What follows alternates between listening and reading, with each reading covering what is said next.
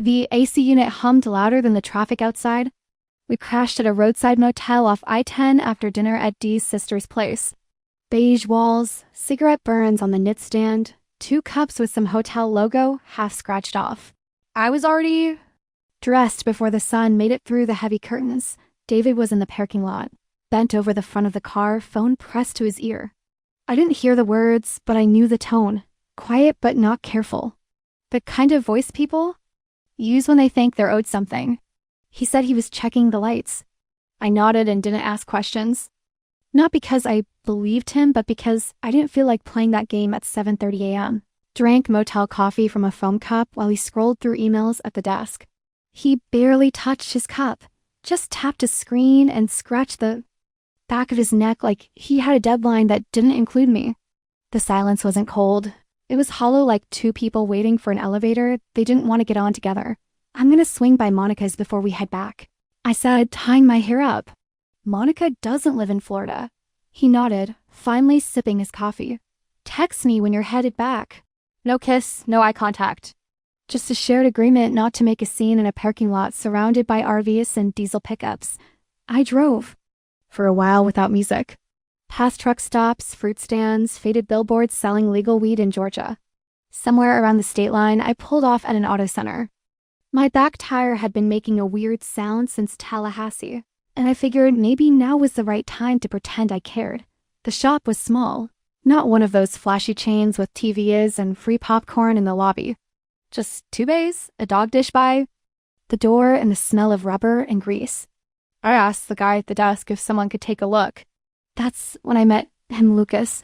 He came out wiping his hands with a blue rag. Eyes the color of whetstone, hair pushed under a cap that had definitely seen better days. He looked about my age, but the kind of person who didn't waste time saying what he didn't mean. You stuck? He asked like it was an honest question, just trying to get home in one piece. I didn't say where home was. He squatted down by the tire, poked around, nodded like he'd found something. Not local, just passing through. Something. Like that? He stood, brushed off his jeans. Could be a stone caught up in the tread? Or you just need to stop driving with one foot on the brake. I laughed short and automatic. He smiled just barely. You can keep going, he said.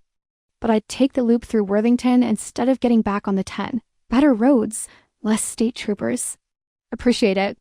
There was a pause, one of those moments where someone might say, well, good luck, and walk away. But he didn't.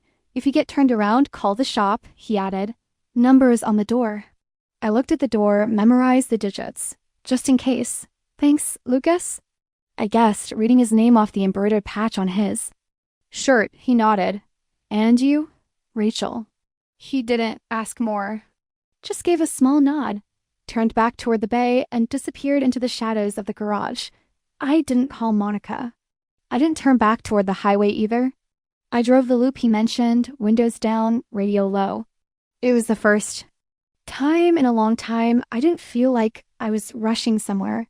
I didn't want to be dot by noon. I was back on the main road. The coffee in my cup holder was cold, and the messages on my phone were unread. I didn't check them. I just kept driving. The gas station just off County Line Road had a single air pump shoved between a trash bin and a rusted ice chest. I didn't really need air in my tires. I needed an excuse to stop somewhere that wasn't home. I pulled. In any way, not entirely sure what I was doing, but more sure I didn't want to go back to Jacksonville just yet. The heat was already sitting thick on the pavement, the kind that clings to your arms and makes the steering wheel feel like it might leave a mark, while I stood near the air hose, pretending to check pressure like someone who knew what 32. P.S. I looked like I heard a voice behind me, not loud, not exactly warm, but direct. You're not going to get much out of that thing. It's been half dead since April. I turned, already guessing who it was before I saw him. Lucas, from the garage the day before, only this time without the smudged uniform. Just jeans, a faded gray shirt, and sunglasses pushed up on his head. Like he wasn't used to wearing them properly. I managed a half smile, trying not to look like I'd been hoping I might run into him. Guess I'll just have to live dangerously then. He glanced down at the tire, crouched like he had the day before, his fingers brushing the rubber as if checking for a story it could tell him. You driving back today? That was the plan. Not in any kind of hurry, though. He stood and wiped his hands on his jeans, Not that they were dirty, more like he needed something to do. I've got a few hours before I need to be back at the shop. There's a diner just up the road. Pancakes taste like cardboard, but the coffee's decent. If you're hungry. I hesitated just long enough to make it feel like a decision. Sure, why not? We walked there 10 minutes along a cracked sidewalk, past shuttered storefronts and pickup trucks with sun-bleached flags in the back windows. He didn't talk much, just pointed once to a mural fading on the side of an old gym and said, "My uncle painted that when he was 19. Had no idea what he was doing, but everyone said it looked like something from Miami. The diner had those sticky laminated menus and booths that made a noise when you shifted in them.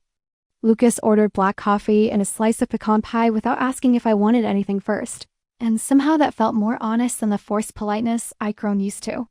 I got eggs and toast and told myself it wasn't weird to be eating breakfast with a stranger at 2 in the afternoon. You said yesterday you were headed home. He said once the food came, cutting the pie like it had offended him. That's still the plan. Depends what you mean by home, I replied. Maybe a little too quickly. He didn't press, didn't tilt his head or troll something out of me like a therapist might. He just nodded and sipped his coffee. We talked around things, mostly weather, how the town had changed. A local bar that used to have live jazz until the owner got busted for selling liquor without a license. Lucas had a way of speaking that never rushed, like he didn't need the next sentence to prove anything. At one point, he reached across the table not to touch me, but to grab the salt, and our hands nearly brushed. I didn't pull back, and he didn't make it into something. That meant more than it should have. When the check came, he slid a crumpled 10 across the table and said, "You got the rest?" Not like a test, just like something assumed. I liked that. Outside, the sun had shifted just enough to stretch the shadows across the lot. We paused near the corner with a sidewalk split one way back to the station, the other leading toward who knows where. I should head out, I said, though I didn't move. He nodded. Yeah, and then just before I turned, he added, "Rachel?" I looked up. You don't seem lost, just ... Like someone who's not ready to go back yet. It wasn't flirtation, it wasn't sympathy. It was just said the way someone names a thing so it can't hide anymore. That night I lay awake next to David, who had fallen asleep mid-sentence telling me about some tech issue at work. The ceiling fan ticked an uneven rhythm, and I stared at it like it might decide something for me. My phone buzzed once. Unknown number. I didn't open it, but I knew who it was. When I finally pulled into the driveway, the front light was on. Even though the sun hadn't completely set yet, the automatic timer tripping early like always, a small domestic glitch no one ever bothered to fix. The house looked exactly the same as when I left it. Trimmed hedges, clean porch, the same pair of shoes D left beside the door like he planned to wear them again and just never did. Inside. The air felt colder than I remembered, not from the temperature, but from the stillness that seemed to push back the moment I stepped over the threshold. There was no scent of dinner, no sound from the TV in the background, just an odd kind of echo that didn't come from voices, but from the absence of them. I dropped my keys in the tray by the door and took off my shoes, not because the floor was clean, but because I always had in the living room. Nothing was out of place. Throw pillows fluffed, remotes lined up neatly on the table, a half full glass of water on the coaster like it had been waiting patiently for someone to come back and finish it. I moved toward the couch, more from habit than intention, and that's when I saw it. A hair clip, silver with a cracked plastic bead, wedged under the cushion like it had been dropped in a hurry and forgotten. It wasn't mine, and it definitely didn't belong to anyone who lived here. I picked it up slowly, turned it over in my hand, and then set it down on the table as if placing evidence into a folder. I didn't feel rage, and I didn't feel betrayal in the way I'd expected. Just a strange, detached sort of clarity that hummed beneath my ribs, the way a power line hums even when no one notices. David walked in from the office 10 minutes later, earbuds still in, laptop under his arm, eyes tired from staring at code or spreadsheets or whatever kept him tucked away in his side of the house for hours every day. He kissed the top of my head like he always did, glanced at the clip, but didn't mention it, and asked if I wanted Chinese or Indian. Did someone stop by? I asked, already knowing the answer. He blinked just once, too slow. Yeah, Colleen from the marketing team. She dropped off some files I needed. Forgot her charger, I think. There was no charger in sight, no files either, but I didn't say that. I nodded instead and said, I was craving Indian even though I wasn't hungry. That night, while he clicked through streaming options and half listened to a podcast about cryptocurrency scams, I sat on the kitchen stool and scrolled through local event listings like I was looking for something that would justify how far I drifted from my own life. That's when I saw the ad, Intro to Ceramics, 6 weeks of clay and calm. I signed up without thinking, paid the deposit, and didn't tell him. The class met in a converted garage studio on the edge of town. The instructor was a retired elementary art teacher who smelled faintly of citrus and mint, and who never wore matching socks. The group was small, just 8 of us, mostly women, a few older, one college-age girl with purple hair and sleeves of tattoos that looked more like memories than decoration. My hands were stiff that first night. My bowl collapsed halfway through. Shaping, and I didn't care. It was messy, grounding, quiet in a way that wasn't empty. There was something almost sacred about pressing fingers into soft clay and not needing to explain why. By the 3rd class, I started staying late to clean up. I liked the sound of sponges against counters, the dull thud of finished pots drying on shelves. I liked being there after the others left, when the radio was low and the teacher would hum along while organizing tools. It made more sense than anything I'd done in months. Back home, Dee would usually be asleep or still in the office, eating cold leftovers and watching code compile. We barely spoke in full sentences anymore, and most of our conversations had the shape of rituals more than actual exchanges. One night, I noticed a change in his tone when he asked if I enjoyed the class. I told him I did, and he smiled like someone. Hearing a pleasant weather report, I didn't tell him that the best part was feeling like I didn't belong to anyone for 2 hours each week. I didn't tell him I sometimes turned off my phone during class, just in case someone tried to reach me, and I didn't mention that.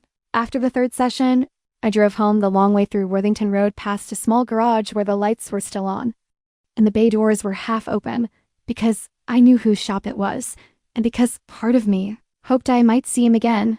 I started taking the longer route back from the studio, telling myself it was because the downtown traffic had gotten worse with all the construction near the bridge.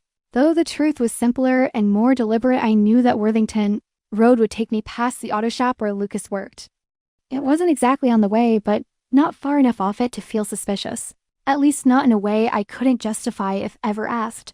The 3rd time I passed the garage after dark, the lights were still on and the big overhead door was partially open, throwing a strip of gold onto the concrete outside. I slowed down just enough to see if I could catch a glimpse of movement, and I did. He was leaning over the hood of an old truck, the kind that probably hadn't run right since the late 90s. Sleeves rolled up, arms tense, the kind of posture that says someone knows exactly what they're doing. I didn't stop that night. But something inside me shifted as I drove past, something that had been still for too long. A week later, I gave myself a reason to pull in. The excuse was simple, a squeaky brake that wasn't really squeaking anymore, but might do it again, or so I claimed. Lucas saw my car before he saw me, and by the time I stepped out, he was already wiping his hands on that same blue rag from the first day. Eyes narrowed, not in suspicion, but in a quiet kind of recognition. Back already? He asked, walking around to the passenger side and squinting at the wheel while like he expected it to lie to him. I shrugged, careful to keep my tone casual even though my heartbeat didn't get the message. It's making a weird sound again. Might be nothing, might be. He didn't sound convinced, but he didn't press either. He had me wait inside this time, in a small office with a lopsided chair and a mini fridge humming like it was powered by prayer. The air smelled like old receipts and motor oil. I sat there watching him through the window for a while, his movements precise but unhurried, like someone who wasn't trying to impress anyone, just doing what he knew how to do after 20 minutes. He came in, holding a bottle of water and the same half smile he'd worn the first time we met. Nothing serious, he said, handing me the water like it was an apology. Pad's wearing a little uneven, but you've got time before it matters. I took the bottle, nodded, tried to think of something else to say, something that would let me stay a little longer without making it obvious. You ever get a chance to see that retro truck you mentioned last time? I asked, pretending I just remembered. He tilted his head slightly, surprised but not annoyed. Still sitting out back. Still stubborn as hell. Want to see it? I followed him past the bays and into the back lot, where the truck sat half covered in a tarp, its faded blue paint chipped in places that looked like memories instead of wear. He pulled the tarp off halfway and leaned against the hood, arms crossed. "It belonged to my grandfather," he said, his voice lower now, less like a mechanic and more like a man remembering something he hadn't said out loud in a while. "He taught me how to drive in it. I was 14, barely tall enough to reach the pedals." I smiled, not because the story was sweet, but because he was sharing it with me at all. For a minute, neither of us spoke. The sky had already started to dim, that soft pre-dusk light spreading like watercolor across the gravel. He looked at me then, not in that casual way people look when they're passing time, but in the way someone does when they've been thinking about it for a while and finally decide to let the thought out. "You're hard to read," he said, almost like he wasn't sure he was saying it out loud. "Good," I replied, though my voice betrayed the tension I'd been holding in my shoulders. "All day. I try not to leave a trail." And then, with nothing dramatic in his tone and no warning in his expression, he stepped just a little closer and asked quietly, "Can I kiss you?" It wasn't hesitation I felt, it was awareness. That sudden realization that once something happens, you can't make it unhappen. I didn't answer, not with words, and moved toward him just slightly. Just enough his hand brushed the side of my face like he wasn't sure if this was real. And then he kissed me unrushed, unforced, a steady kind of certainty that didn't ask for anything beyond that single moment. When it ended, neither of us spoke right away.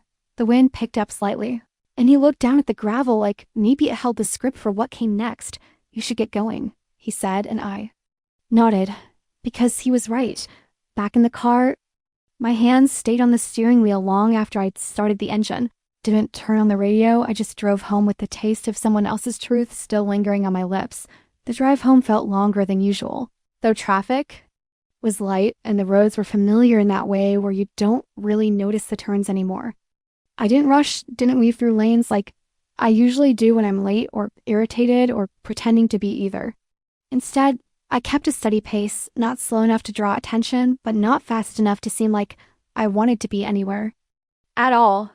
I gripped the steering wheel tighter than necessary, not because I was nervous or afraid, but because I didn't know where else to put the feeling that was growing under my ribs. Something between panic and clarity by the time I pulled into the driveway. The house looked exactly as I'd left it, which almost made me laugh, because somehow I had expected it to look different, like something about what just happened should have changed the color of the siding or shifted the angle of the windows. The porch light was still on even though it was barely dusk, and the recycling bin stood at the edge of the garage where David always left it just slightly off center inside. The air smelled faintly of lemon cleaner, which meant he had probably wiped down the counters in that absent-minded, efficient way he does when he's trying to stay distracted without really thinking about why. I walked straight through the living room without turning on any lights, dropped my keys in the tray like always, and went into the kitchen where I could hear the low hum of the fridge and the quiet tapping of keyboard keys coming from the home office down the hall. David didn't call out to greet me, which wasn't unusual but still felt significant. I opened the fridge, stared at the shelves like they might offer a reason to pretend I'd just come back from something ordinary, and grabbed a bottle of water I didn't actually want. The sound of the cap cracking open was louder than I expected. I found him in the office, exactly where I knew he'd be. Eyes on the screen, headphones halfway on, fingers hovering over the trackpad like he was reading something that didn't entirely make sense. When he noticed me in the doorway, he smiled, not out of joy, but the kind of reflexive smile people use when they know they should acknowledge someone, but don't really have the energy to mean it. "You get everything figured out with the brakes?" he asked, eyes still flicking between me and the monitor. "Yeah," I said, keeping my voice even. "Wasn't a big deal. Just a little noise. The guy said I'm fine for now." "Good," he replied, turning his attention back to the screen. "Glad it wasn't anything serious." He didn't ask how long I was gone, didn't ask who looked at the card, didn't even ask if I wanted to eat. Instead, he reached for the charger cable tangled under his desk, plugged in his phone, and said he'd probably work a little longer since he had a call with someone in Vancouver in about an hour. I nodded, said I was going to shower, and walked out without waiting for a response. Under the hot water, I closed my eyes and pressed my palms against the tile, not to cry or think or come to any sort of epiphany, but just to feel something that wasn't the inside of my own head. I replayed the kiss again and again, not like a fantasy, but like a scene I was trying to analyze, as if there might be a detail I missed or a meaning I hadn't understood yet, it hadn't been reckless, and it hadn't been planned. It didn't feel like cheating in the way movies show it, with urgent hands and breathless regret. It felt like a door that had been unlocked quietly, slowly, without anyone noticing. After the shower, I changed into the kind of clothes I always wore at home, worn in leggings, an old sweatshirt with a college logo faded across the front, and socks with a hole in the heel that I kept meaning to throw away. I went into the kitchen, reheated some leftover curry from 2 nights ago, and ate in silence while scrolling through headlines. I didn't read. David came out around 9, rubbing his eyes and asking if there was any of that wine left from last week. I pointed to the counter without speaking. He poured himself a glass, leaned against the fridge, and asked if I'd seen the email about our friend's wedding in June. I hadn't. He talked about dates, flights, what kind of hotel room we should book, if we should get a rental car or just Uber. I nodded at the right moments, smiled once when he mentioned that the groom still owed him $50 from Vegas last year, and offered just enough responses to keep the rhythm going. Later, when we got into bed, he kissed my cheek like always, turned off the lamp, and rolled to his side. I lay there, staring at the ceiling fan, listening to the steady tick of the blades, and thought not about Lucas, not entirely, but about the fact that David hadn't noticed anything different about me. Not my late return, not the quiet, not the way I'd hesitated before answering simple questions, and that somehow hurt more than anything else. Over the next few days, I did what I had always done. I followed the familiar pattern without missing a step. I woke up early, made the coffee the way David liked it, scrolled through the morning news headlines as if they mattered to me, watered the plant on the windowsill that was already half dead, and let my phone buzz silently from the edge of the counter while pretending I wasn't waiting for anything. I answered emails, I returned a call from my sister about her upcoming move to Charlotte, and I went grocery shopping with a list that included items we never ran out of, but always bought. Anyway, the part that surprised me most wasn't how easily I slipped back into that routine, but how little resistance I felt toward it. I didn't feel guilt in the traditional sense. There was no overwhelming shame or dramatic internal struggle. No mere monologue where I demanded answers from myself. Instead, there was just this quiet, consistent hum beneath everything I did, as if the part of me that had tasted something different, something more alive, had chosen to sit back and observe for now rather than speak up. I messaged Lucas once, just something casual. A picture of a dog I saw in the parking lot of the grocery store because it looked exactly like the mutt he'd mentioned the first time we talked. He didn't respond right away, which was fine. I told myself it was fine. He was probably busy, probably elbow deep in an engine or arguing with a supplier about the wrong part being shipped again. When the reply came the next day, it was shorter than I expected and somehow colder than I remembered him being. Funny. Looks like mine if mine actually sat still for 5 seconds. No follow-up question, no emoji, no hint of the man who had stood in the golden light of a fading afternoon and kissed me, like he'd been waiting for years to do it. I tried not to read into it too much. I reminded myself that not everything had to be a signal, that maybe people were allowed to pull back when they needed to, and that just because I crossed a line didn't mean anyone else had to keep walking beside me. Still, something shifted that week. On Tuesday, while folding laundry in the bedroom, I caught sight of David's phone screen lighting up on the dresser. A message preview appeared, just long enough for me to see the name Jenna and the words "still on for tomorrow" before the screen went black again. I didn't touch it, didn't try to unlock it, didn't even let my breath change, but a different kind of quiet settled into the room with me. One that didn't feel like emptiness this time, but more like confirmation. That night at dinner, he told me he had a meeting the next afternoon. Off-site, something with a client who preferred in-person conversation. I nodded, poured him a second glass of wine, and asked if he wanted chicken or salmon on Friday, since I was planning meals ahead for the weekend. He chose salmon just like he always did, and then asked if I'd remembered to call his mother. About the follow-up on her surgery, I texted her yesterday, I said, though I hadn't. He smiled and said thanks, and I smiled back, both of us now comfortably fluent in the language of harmless lies. Later, I opened Instagram, something I rarely did, and found myself scrolling without direction until I landed on Lucas's profile. His last post was a photo of a woman smiling, freckles across her cheeks, hair pulled back in a casual bun, and she was holding the dog he told me about. The caption was simple: "Some people are built out of patience." I stared at it for a long time, not because I felt jealousy in the traditional sense, but because it reminded me of how much I had chosen not to ask. I had never once questioned whether there was someone else in his life, never demanded clarity, never felt entitled to explanations, and now that absence of knowledge felt heavier than anything he could have told me. I didn't like feeling like an extra, seen in someone else's story. That evening, while David was brushing his teeth and I was sitting at the edge of the bed, I realized how practiced we had both become at not noticing. There were no confrontations, no late-night arguments, no drunken confessions. We simply drifted on autopilot, two bodies moving through the same space with just enough coordination to avoid collisions. I got into bed, turned off the light, and let my eyes adjust to the darkness. I waited for the weight of the day to land on me, but a D-I-D-N single quotes T dot instead. There was just the feeling that something inside me had been packed into a box and labeled later. And I was starting to wonder if later would ever come. It started with small things, the kinds of gestures you wouldn't usually notice unless you were already watching for them. Jenna began showing that more often, at least, more than she used to. And though David never made a show of it, I began to notice how his voice softened slightly when he said her name, how he held eye contact with her a fraction of a second longer than necessary during group conversations, and how he laughed at her jokes in a way that didn't match the tired chuckle he reserved for mine. We were at a friend's dinner party, one of those semi-formal gatherings with carefully mismatched wine glasses and a Spotify playlist that had clearly been curated to suggest effortlessness when I caught them in the corner of my eye. She was leaning in to say something, fingers gently adjusting the collar of his shirt like it was the most natural thing in the world, and he didn't move, didn't laugh, didn't step away, just let her do it.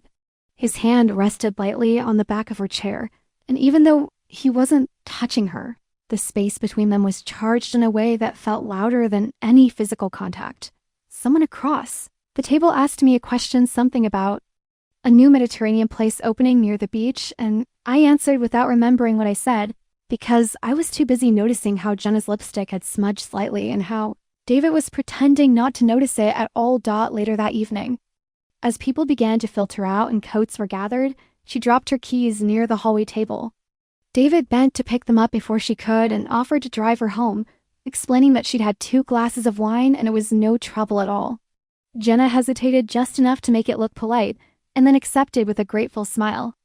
That somehow managed to bypass everyone else in the room and land directly on me. I told them it was fine. I even helped her zip up her jacket, smiled as I did, and told her to text me when she got in, even though I had never once received a message from her outside of group threads. After they left, I wandered around the now quiet house, absent-mindedly, gathering wine glasses and folding napkins, not because I cared about tidying, but because movement felt more bearable than stillness. I stood in the kitchen for a while, rinsing plates that weren't dirty, then sat at the counter with my phone in my hand and stared at the home screen until it dimmed. That night, long after David came back quietly, without making a show of anything, and long after we had exchanged the usual end-of-day script, I checked my messages out of habit more than curiosity. Lucas had sent something earlier in the evening, just a single sentence. We're both better at lying to ourselves than to each other. I stared at the screen for a while before locking it again. I didn't reply. The next morning, David asked if I could drop off a package at the post office on my way to class. He handed me a box wrapped in brown paper, already labeled and taped. I nodded, said sure, and added it to the list of small, functional errands we handed each other, like peace treaties we never admitted were needed. At the post office, while I waited in line behind a woman arguing about a returned birthday card, I thought about how much energy it took to maintain appearances, not just for other people, but for ourselves. How many times we chose not to ask questions because the answers would cost more than the silence. When I got back in the car, I found myself driving not toward the studio, but in the opposite direction. I passed the grocery store, the florist, the mechanic shop, and eventually ended up parked in front of a small bookstore I hadn't visited in years. I didn't go inside. I just sat there watching people walk past with their small paper bags and reusable totes, lives full of quiet errands and steady choices. And for the first time in weeks, I realized that it wasn't just that I had been drifting, it was that I'd been letting myself be invisible, hoping that if no one looked too closely, I wouldn't have to decide who I was trying to be. On the way home, I passed Jenna's building, saw a car that looked like David's parked half a block away, and didn't slow down. I didn't take a picture, didn't send a message. Didn't rehearse the conversation. I just kept driving because I already knew, and I wasn't ready to do anything about it. Not yet. I didn't set out to find her, but once I started searching, it didn't take long. Her name had been on a company Christmas card 2 years ago, Dr. Jenna Morris, DDS, and after a few clicks through a half-functional staff directory and a Yelp review that mentioned her calm demeanor, I landed on a professional website. With soft pastel branding and a photo of her in a white coat, arms crossed gently, smiling in a way that felt more like strategy than warmth.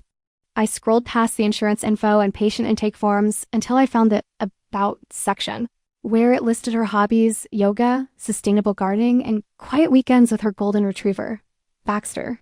I knew right then that I would run into her eventually. Whether by coincidence or design. The moment itself was so unremarkable that it felt like something from a forgotten dream. I had stopped by Neighborhood Market, one of those independent places with overpriced herbs in tiny brown paper bags and jazz playing softly through ceiling speakers. I was reaching for a jar of honey when I felt someone standing beside me. And when I turned, there she was, hair pulled into a loose ponytail, simple clothes, no makeup, exactly the kind of woman people called natural, in a complimentary tone that always carried a little judgment underneath. She looked up, caught my eyes, and offered a polite nod that felt strangely familiar. "You live around here?" she asked, not in a probing way, but with the casual friendliness of someone who had asked this question hundreds of times without ever really needing the answer. "Not far," I replied, choosing not to say which direction. She looked at the jar in my hand and smiled. "That's the one I usually get. It's good in tea." I nodded again, waiting to see if she recognized me. She didn't flinch, didn't scan my face like it held a secret, didn't even blink longer than normal. "Do you work in healthcare?" she asked, and I couldn't tell if it was just small talk or something more. "Not really," I said, offering a thin smile.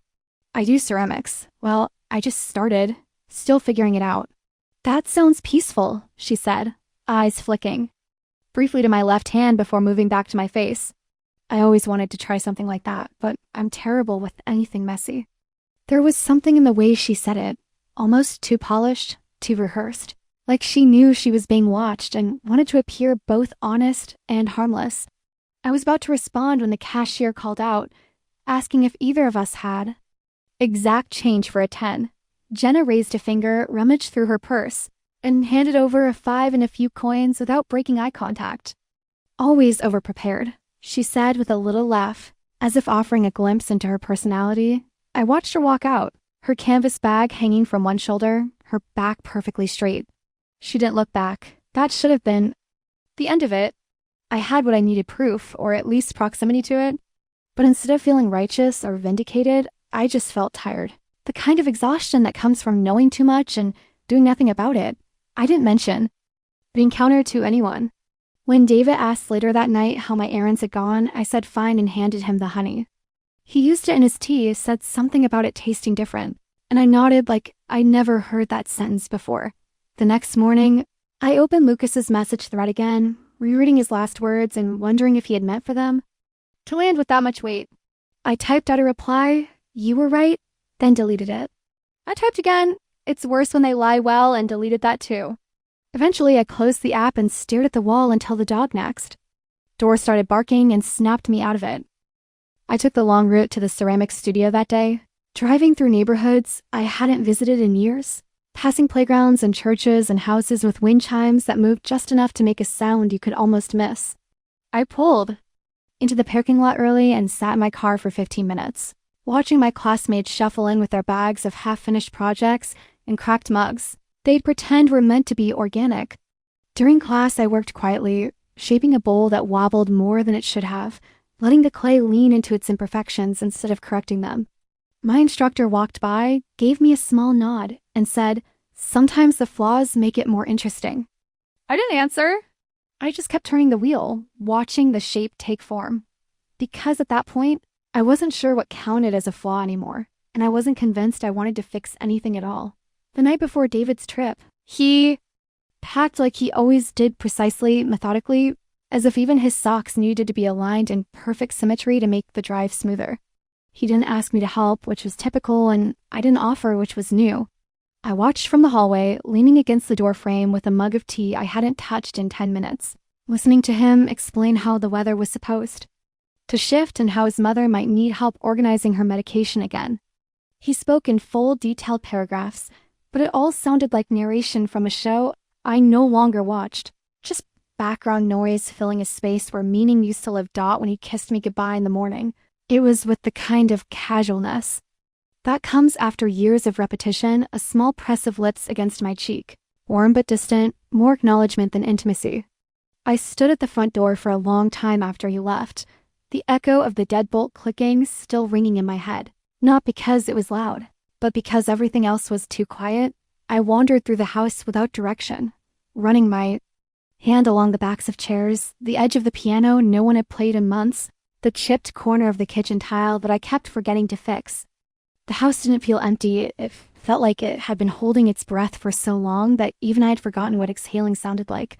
I told myself I would spend the day cleaning, maybe finally go through the closet in the guest room, or sort the boxes in the garage we'd never unpacked after the last move. But instead, I found myself pacing, checking the time every hour as if something were supposed to happen, but it hadn't yet.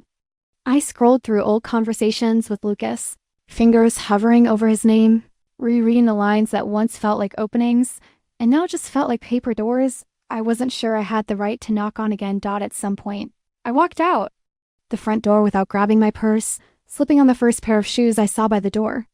The sun was high but not harsh, casting long, deliberate shadows across the sidewalk as I turned left instead of right, taking a route I hadn't walked in over a year. My feet carried me past places that once held meaning and now just served as landmarks in a city I'd memorized too well. The dry cleaner where David had once lost his favorite shirt and accused them of ruining it. The corner store where I had seen a teenager steal a Snickers and laugh like the world owed him one. Good thing. The stretch of fence someone had covered in poems printed on printer paper, laminated in plastic, and stapled with quiet desperation. I ended up at the park near the middle school, where the swings squeaked gently in the breeze and the benches were always just a little too warm from the sun. I sat alone for almost an hour, watching people pass with their dogs, their strollers, their earbuds, each one wrapped in their own bubble of purpose. No one noticed me, and I didn't want them to. Eventually, I walked back home, slower than before, dragging my fingertips along the hedges that lined the sidewalk, letting the leaves brush against my skin like small reminders that I was still part of something physical. Even if I no longer knew what that was, inside the house, I stood. In the kitchen, staring at the tile again, the kettle half-filled, the mug still stained from the morning tea. I didn't move for a while, then slowly reached into the cupboard and pulled down the box of the expensive tea I bought weeks ago but never drank. The one from that first order, the one that had nothing to do with need and everything to do with impulse. I didn't open it. I didn't heat the water. I just held it, letting the weight of it settle into my hands as if it might answer a question I hadn't dared to ask out loud. When my phone buzzed on the counter behind me, I turned toward it too fast, like someone expecting bad news but hoping for something worse. It wasn't Lucas. It wasn't anyone. Just a delivery notification for a package I didn't remember ordering. For the first time all day, I laughed quiet, sharp, more breath than sound, and then I sat on the kitchen floor, my back against the fridge, the box of tea unopened beside me, and let the silence fill the room until it stopped feeling empty. 3 days passed with no word from Lucas. And by the fourth, I had almost convinced myself that maybe the silence was mutual, that maybe we had both instinctively understood that what happened between us couldn't stretch any further without snapping. I kept busy the way people do when they want to avoid their own thoughts. I reorganized drawers that didn't need it, scrubbed the grout in the bathroom with a toothbrush, took an online quiz about career changes that promised insight but only delivered vague affirmations. I moved through the hours deliberately, like I was following a schedule only I could see, one built not to be productive but to stay just distracted enough. Then, in the middle of a perfectly uneventful Thursday afternoon, his name lit up on my screen. It was just a text, nothing dramatic, nothing confessional, only a simple question. You free for coffee, or should we keep pretending we're not waiting for something to break? I stared at the message longer than I should have, not because I didn't know how I wanted to respond, but because I wasn't sure I was ready to hear the sound of my own honesty echo back at me in his voice. We met at a cafe on the edge of a neighborhood neither of us lived in, the kind of place people drove to when they didn't want to run into anyone they knew. It had high windows, chip tables, and baristas who looked bored but capable. I arrived first, chose a seat near the back where the sunlight didn't land directly, and kept my hands around the mug like it might steady whatever was shaking. Just under the surface, when Lucas walked in, he didn't scan the room nervously or avoid eye contact. He saw me instantly, nodded once, and walked over like we had agreed on this meeting weeks ago, like nothing had been unresolved. He didn't sit right away. Instead, he stood by the table for a moment and asked if I was sure I wanted to do this. In public, I didn't answer with words. I gestured to the empty chair across from me, and only then did he sit down. Neither of us touched our coffee for the first several minutes. We just sat there, speaking in glances, posture, silence that didn't feel entirely awkward, but wasn't comfortable either. Finally, he broke it not with an apology or a question, but with a quiet admission. I thought maybe we'd leave it where it was, he said, stirring his drink without tasting it. But then I kept thinking about how your face looked right after I kissed you, and I couldn't stop wondering what part of you had woken up. His words didn't rush or reach for effect, and that's what made them harder to ignore. I took a slow sip of coffee, even though it had already cooled to the point of being unpleasant, and looked at him without flinching. Nothing woke up. I said, not defensively, but carefully, it was already there. I'd just gotten too good at pretending it wasn't. He didn't nod, didn't smile, didn't try to press further. Instead, he leaned back slightly, exhaled through his nose, and said something so ordinary it felt surreal. I've been trying not to call you. Not because I didn't want to, but because I thought maybe I'd just make it harder for you. I should have thanked him for that. Should have acknowledged the way he gave me space, even when I didn't ask for it. But instead, I said something I hadn't planned on sharing. I've been watching everything around me start to bend, I said, folding and unfolding the edge of my napkin without looking up. And I don't know if I want to stop it anymore. I don't know if I even can. That's when he reached across the table, not to take my hand, but to gently tap the edge of my coffee cup, like he was trying to pull me back into the room without touching me. You don't owe me anything, he said, voice low but clear. And I'm not trying to be a reason for anything. I just want to know if it meant something, or if I imagined the whole thing. I didn't have an answer that would make sense out loud, not one that would sound solid or safe or fair. So I told him the only thing that felt real in that moment. I haven't been myself for so long that I started thinking the version I became was all there was. But then he looked at me like you saw someone else. This time, he didn't look away. He didn't try to soften the moment with a joke or change the subject. He just sat there, breathing in time with me, letting the truth hang in the space between us like it deserved to be there. When the barista announced closing time over the speakers, we both reached for our cups at the same time and laughed softly. More out of shared awareness than humor. Outside, the light had shifted, that golden hour hue making the sidewalk glow in that quiet, cinematic way it does when the world seems to pause for just a breath. We didn't hug. We didn't touch. We didn't plan the next time. But as I walked back to my car, I didn't feel like I was walking away from something. I felt like I had stepped into a question I hadn't realized. I was ready to answer. The invitation to dinner wasn't unexpected, but the way David phrased it made it feel like something more than a casual attempt at reconnection. He had come home from work earlier than usual, still in his dress shoes and with his tie half loosened, holding a small brown paper bag from the wine shop on Main Street, and a hopeful look that didn't quite match his exhaustion. He said he thought it might be nice to eat somewhere outside the kitchen for once, maybe try that place by the marina we hadn't been to in years. And I could tell he had rehearsed the suggestion probably more than once before saying it aloud. I told him yes without asking why, because I already knew that why didn't matter anymore. We were both clinging to the last unbroken rituals we had left, the ones that still made us look like a couple from the outside. While he showered and changed, I stood in front of my closet longer than necessary. Not because I didn't know what to wear, but because everything I owned reminded me of the version of myself I used to be: quiet, agreeable, supportive in the ways that didn't take up too much space. I chose a navy blouse I hadn't worn in months, paired it with jeans that still fit but no longer felt like mine, and applied mascara with the kind of care that doesn't come from vanity but from needing to look composed even when nothing inside feels stable. The restaurant was quieter than I remembered, the lighting soft and deliberate, the kind that made even tired faces look rested. Our table was tucked in a corner by a window, and while David scanned the menu like he didn't already know what he would order, I looked around the room, half hoping to see someone I recognized, and fully dreading it at the same time. We didn't need menus. We never did.